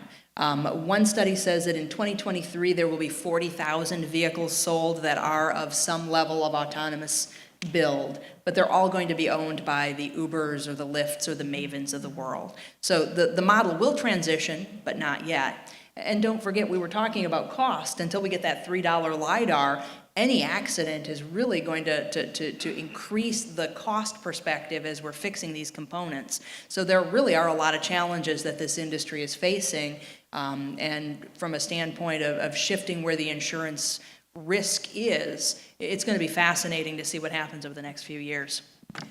And you bring up the point as well that this will be a gradual shift, so there will be autonomous vehicles on the road for many years with, you know, the old ones that a lot of us drive. How's that going to work, and what's the impact there?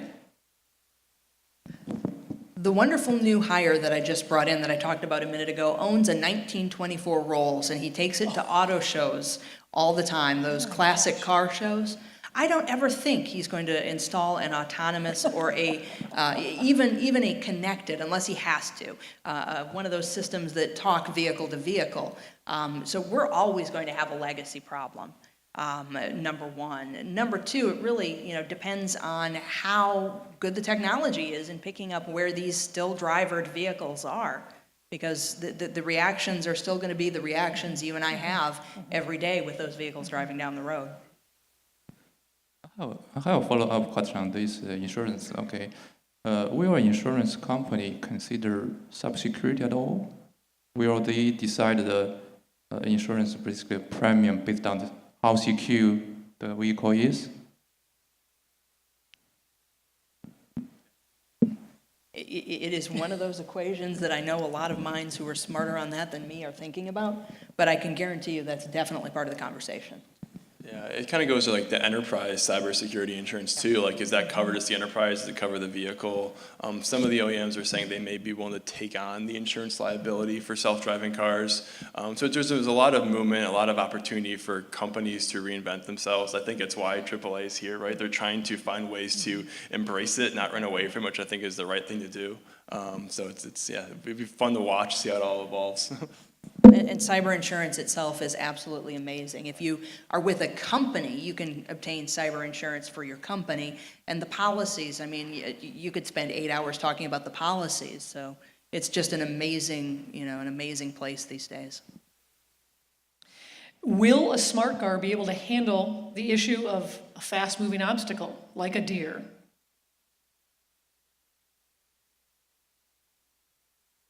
I'll just say, I mean, I hope so, maybe is the right way to put it.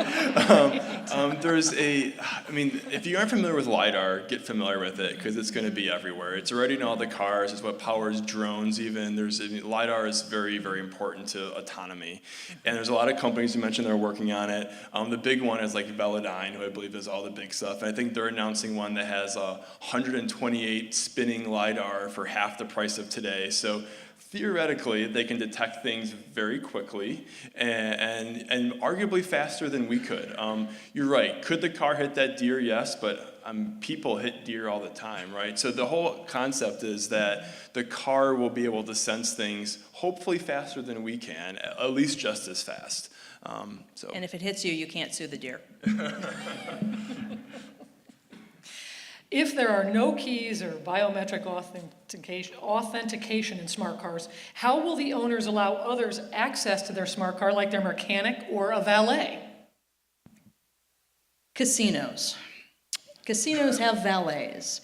I had a very good friend and colleague who decided to participate in the Maven beta trial, and it was cell phone. That was how he accessed the vehicle, on and off with the cell phone. So imagine you drive up to the to the valet station, and you can either hand them your cell phone to drop off your car or to pick up your car, or you find the self-parking lot. There are some, there are some alternatives, and there are some engineers who are working on this problem, and a lot of them are looking at proximity of, a fob to the vehicle and NFC and stuff. so I think there are people looking at that, and it is a real problem that people are running into today. But the technology solutions. Yeah, the expectation is that we might have something like a digital key fob in our phone, and then it might be just something like a virtual contact information card, which we share with our contacts, like a digital card or an ID card and things like that. So what you can do is you can actually generate a temporary digital fob using that fob, and then maybe just like NFC devices, you touch the phone of the valet driver and then just give a swipe and it transfers the temporary key, which is going to expire maybe in 15 minutes or something like that. And then when you have to pick up again you just generate another temporary digital fob, and then the driver actually comes and brings the vehicle to you. And obviously, when we are talking about such futuristic environment, the valet drivers would hopefully be background checked and stuff like that. So every of these each of these transactions are going to be tied to the identity of the valet drivers as well, and so on. So people are definitely looking at solutions of these kind of problems as well. Would car data be third-party like cell phone information? Please elaborate. 17 states have laws on car data, and those 17 states define car data as being owned by, well, the driver right now. That obviously might have to change as we move on. So that data is, in theory, owned by the driver. A couple years ago at CES, I heard GM, some of their data people say, absolutely, you own your own data in your vehicle. Last year at CES, I had a conversation with those same people, and they said, well, we kind of would like to own that data, and we'd kind of like to monetize it. So who owns that data? You probably do as you generate it in your vehicle, but at the same time, you know how you have to click through those horrible terms of use when you sign up to a new website or a new platform. When you get into your car, when you first buy it and you've got your touch screen, there's a lot of those terms that are on the screen. I can imagine as we continue to go forward, you'll really probably want to read those terms because you may be assigning rights to your data so that they can make money off of it. You'll want to check to make sure that they will or won't send it to other third parties. So my hypothetical about Starbucks, you never know. Perhaps some car company may enter into a partnership with Starbucks to figure out who has been within so many feet of a Starbucks location. Starbucks would be happy to pay for that, and the car company would be happy to accept the money for it. It's kind of the same problem we have with Facebook these days. Like, I mean, it's a big social network where you are connected to 100 people, and then 100 people are connected to 100,000 people, something like that. In the smart car environment, where all the vehicles are going to be connected to each other, they'll be constantly sharing data among each other, right?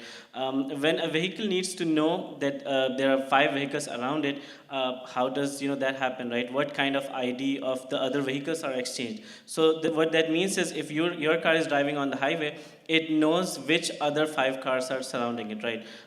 So how can that be mapped to personal profiles of users, right? Again, it all comes down to now this will be a big social network of automotive vehicles, automotives, which are going to also have users' personal data, where every family member of that car is actually going. Because if you activate the car, means you are in the car, right? If your kid is activating the car, then your kid is in the car, and so on. So that this really becomes a big problem. And then the manufacturer will only say that, okay, we are just using your data for advertising purposes, right? But who knows whom they are actually selling it to, in what form? Because everyone knows if you search something on Google and maybe check something on Amazon, and then you open your Facebook and the on the side, you see, you know, I don't know, whatever you were looking on Amazon for. So that might happen with, you know, autonomous vehicles as well. I mean, it might just ask like, how comfortable are you feeling today? And then the next thing you know is giving you an ad of, oh, you might want to go to this massage place to, you know, relax a little bit because you're not that comfortable.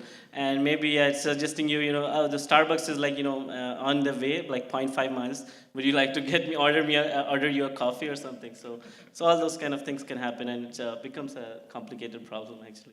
No, you're spot on, and I think if there's one industry that can't wait for the full self-driving car, it's marketing and advertising, right? Because imagine if you can call an Uber and it's free as long as you watch some ads while you're driving in it. Like that's a real model that could be out there in the not too distant future. And I think it's not even just who owns the data, it's who can access it, right? You know, the OEM might say they own it or the driver owns it, but think of all those suppliers that have access to the data on the apps, on the software, on the cloud, the cellular networks. They all can see that data to some level, so there's many ways for it to potentially be compromised. How do you protect that? For the suppliers, you contract. With the people who are hopping in the car, you contract. Those terms of use are just contracts. You know, the bigger question is, if you don't want your vehicle collecting that data, how do you opt out? And I think in wake of this Facebook situation, Congress hasn't come out and done anything yet.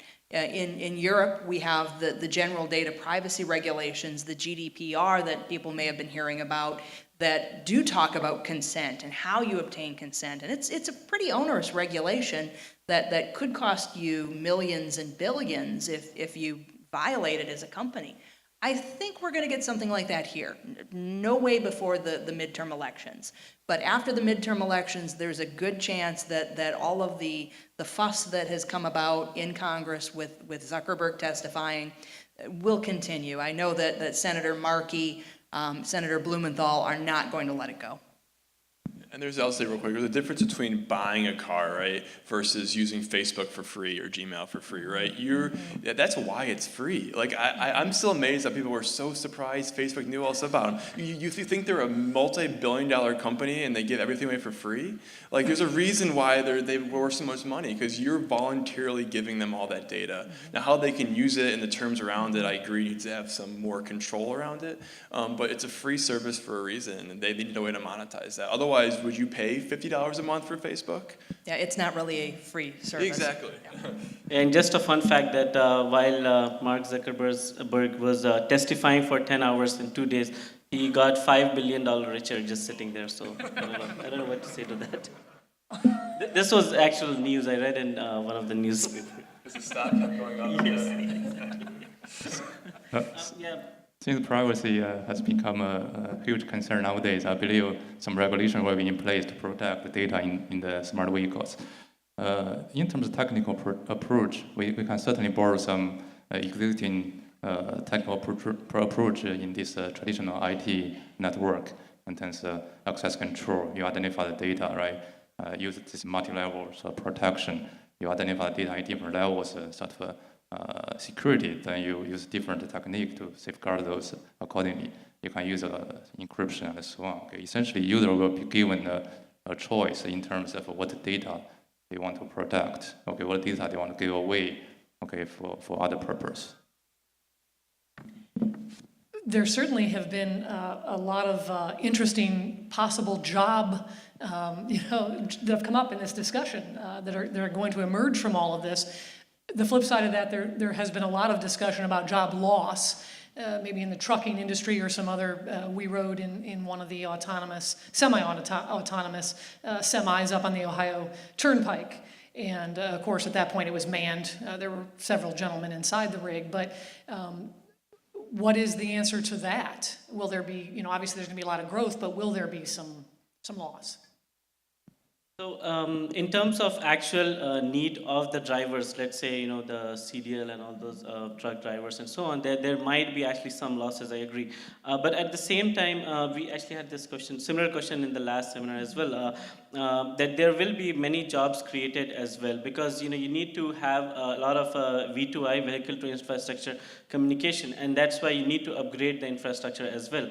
As an example, if the car actually needs to know that there's a red light and the light is actually, there is a traffic light which is red right now, and by the time I reach, it will still be red. So it has to already slow down to, save fuel, be efficient and so on. So how does it know that? It has to communicate. So new devices, new sensors have to be installed on each traffic light. And then I don't want to even guess, but maybe the guess might be actually in trillions of traffic lights throughout the US, right? So all of those would need new hardware, some upgrade, and then we need people to manufacture those first, and then we need people to install them, maintain them, because things will always go wrong. And then we also have this problem of seeing the lines in the snow. How do we solve that? So one of the potential solution might be just simply installing sensors on the road itself, be below the lines, or maybe somehow embedded in that paint in the line and so on. And that will also, cars will go over, it will destroy the sensor and so on, and it has to be replaced, maintained, and so on. In the areas where there's no snow, the lines have to be maintained in peak condition at all times so that cars can see and so on. So there will be definitely creation of new jobs to do these, because smaller companies, smaller contractors would definitely be not able to take care of all of that at the same time. And we don't want to see something like I-75 being under construction for like 10 years. So so we do need more people to take care of these kind of jobs. And there will definitely be more job descriptions which I haven't talked about, but there will be more jobs. And you touched on this a little bit, but obviously there are plenty of plausible security concerns. Do you think a future attack, just like the movie Fast and Furious 8, is possible, where hackers take control and do what they do? Yeah, definitely possible. In conversations with a lot of experts in this field, it is the fleets that are indeed probably the most susceptible for a couple reasons. Number one, their fleet-based security systems, they haven't been at the cybersecurity game quite as long as others have. And they have been connected for a lot longer than a lot of us have. Fleet vehicles often talk to each other. So that makes them uniquely susceptible. But I also was told by one individual who kind of he was one of the grandfathers of the CAN bus, that his biggest fear, because you can figure out, once you do the digging, you can figure out how to hit an entire class of vehicles. You can get the essential VIN numbers for a block of vehicles in a specific make and in a specific model. So if we think of our wonderful underworld crime families, and I'm not talking about any political issues, so keep that separate in mind, but if you were driving around and you wanted to do some sort of an illicit activity, and you wanted to make sure you weren't going to run into any, say, DEA agents, if you know that they tend to drive black Tahoes, wouldn't it be wonderful to hack into their system and have the horn go off? So every black Tahoe that's DEA in the area, the system goes off. I mean, that's the fear. That's what we're afraid of, that these attacks will be used by those who are the unseemly type to try to facilitate escape and avoidance of law enforcement. Yeah, I mean, just another scenario from many popular movies we have seen, when the getaway driver usually has a friend hacker who hacks all the red lights and just clears the path, and all the police and everything has to stop. And then when organizations like NSA and CIA are actually getting hacked, then who knows? I mean, they can just hack the DA database and get all the VIN numbers and then just remotely hack all of them. It's just a matter of time, I think, that, but it is definitely possible. And then no matter what kind of security measures you have, the weakest link is always a human being. Like for example, in Atlanta, who knows? Maybe some employee got an email that you have $100,000 and click the link, and then kind of just infected the whole network. So so those kind of things can always happen, and that's where cybersecurity education also comes in the picture. I mean, people really need to be trained. I mean, so many people are using cell phones and opening their bank accounts on the cell phone and don't even have a code actually set in to log into the phone. It's unlocked all the time. So and it's like just writing your password on a sticky note and sticking next to your computer. So those kind of problems we will definitely have to deal with, and this is definitely possible, I guess. And honestly, my biggest fear is not hacking of fleets. It's what happens when my stepmother does get hit with ransomware on her infotainment system. It's coming. I know it is. And I think just adding on to the hacking probability, I think there's two places that's probable. One is going to be some mass data theft, just like we've seen all these other data breaches, right? So it might not be the car itself, but all the car's data, it's going to get leaked out. That's probably going to happen. The other one is there's very likely to be some sort of attack that just disables the vehicles, right? Whether, actually, I think the Jeep guys did something a few weeks or a month or two ago with a firmware update that accidentally put it into like a reboot cycle. So the cars weren't usable for the weekend. There was a fix to take care of that. But I think that type of scenario where the cars are not someone driving 1,000 cars from far away and crashing them, but just disabling them or making them useless, I think that could be something we can really potentially see. So for fleet of vehicles, I think they might be of the similar type. So that's why a common vulnerability might be shared across all the vehicles in the fleet. So whenever hackers successfully identify one vulnerability, they are able to certainly succeed in basically infect a lot of different vehicles at the same time. That certainly make this technically possible. Yeah. What an absolutely wonderful discussion, and I learned so much here today, and I'm sure all of you did as well. Really an impressive group of people we are lucky to have in our midst here today. So thank you so much for sharing all of your knowledge with us.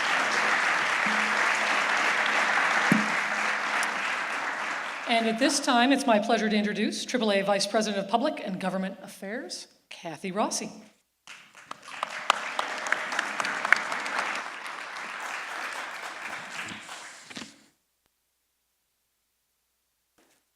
Oh, I have to put it down. Mike. It is 5 o'clock on a Friday afternoon. We are almost done. Thank you for your attention. Thank you, University of Toledo. Thank you, panelists. A few closing remarks from AAA. I was thinking we've come a long way since the horse and buggy, thinking about those horses, Lisa. And that was when AAA began more than 100 years ago, when automobiles were first coming onto our roadways. We've worked during the past 100 years to be the motorist's best friend, and we're thinking about how we need to be relevant in this new space and what we're going to be doing. People still break down on the side of the road. We're still there. But we are actively trying to make sense and to make sense for our members and for all consumers of innovation. What really these dramatic changes taking place in the transformation of transportation mean for all of us. The implications of connected and autonomous vehicles are significant, and they're going to cross every aspect of our daily lives. They have the potential to reduce crashes, spare injuries, save lives, mitigate congestion, make meaningful improvements to air quality. For us at AAA, safety is the most important factor. It's the most important benefit. We know that we've made progress in that area, that we are seeing a decline in the number of fatalities on our roads, but we still have concerns. We do have more crash-worthy vehicles. We have better roads. We have stronger laws, but we still have 37,000 people a year that are dying on our roads. And if that's your mother, your father, your sister, your brother, your family, or your friend, that's one too many. Human error is mostly to blame, 90% of the time.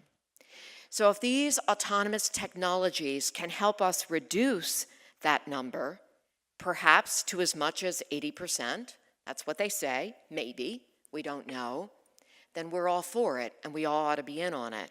It's going to be a long road, and that's what you've heard from the panelists today. But as technology develops, and this is also a message for the students who remain, Stakeholders, and that means all of us. It means AAA, it means those from academia, those in the industry, those from software, all have to commit to educating and informing the consumers, the end users, because these vehicle technologies are going to slowly engage us in our cars. And we want to be safer, but we have to know if anyone's bought a new car and you have or rented a vehicle and you have not necessarily taken to all the technologies or understand them, and there's going to be mixed use for a while, we have a lot of learning to do.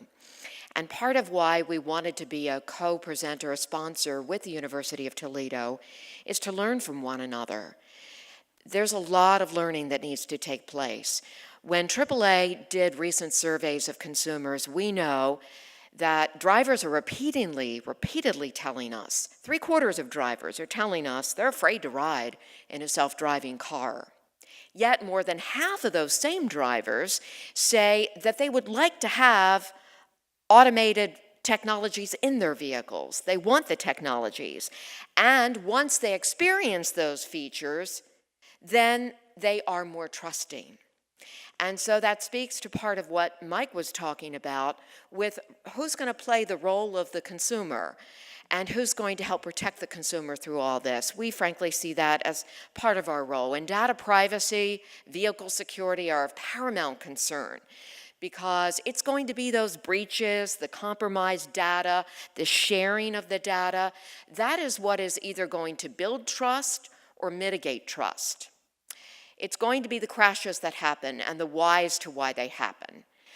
We're on the threshold of transformational changes.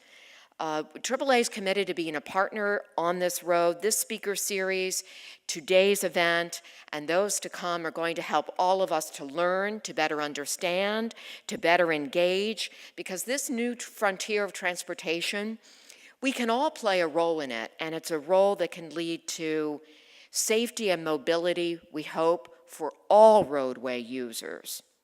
And so on that path, this is one of the steps, and that is having these kind of conversations. And we want the conversations to continue. And on that note, I'm going to pass the baton to one of our senior vice presidents, executive vice presidents, Edgar Avila, who's going to make an exciting announcement about something coming up next to follow on this. Edgar.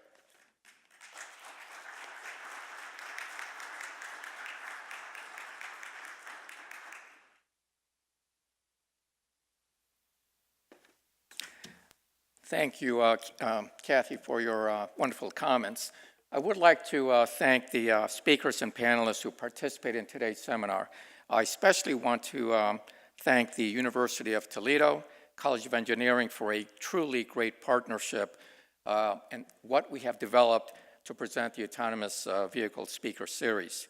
The next seminar in our speaker series explores the topic of autonomous vehicle technology and public transportation. Our featured speaker will be a representative from Navia, the company who manufactures and deploys self-driving shuttle buses. This Navia shuttle bus is currently in operation in downtown Las Vegas and will be deployed at the University of Michigan campus later on this year. The June seminar will feature and include a Navia autonomous bus. So we are excited to bring this cutting-edge technology to Northwest Ohio. More details on this seminar will follow in the very near future.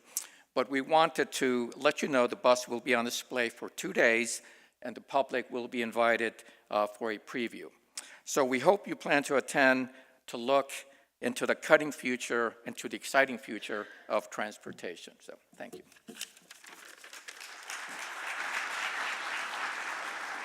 So please mark your calendars. That next seminar in the series, once again, June 21st at 9 a.m. And for those of you who would like to attend our free reception tonight, please exit through the stage left doorway. Those of you who registered for CPD certificates, those will be emailed to the address you provided. But once again, thank you so much to the speakers and the panelists here at the College of Engineering. What a remarkable afternoon. A lot of learning happened here today. And also thank you to the University of Toledo College of Engineering and AAA of Northwest Ohio. And thank you to all of you for being here. Have a wonderful evening.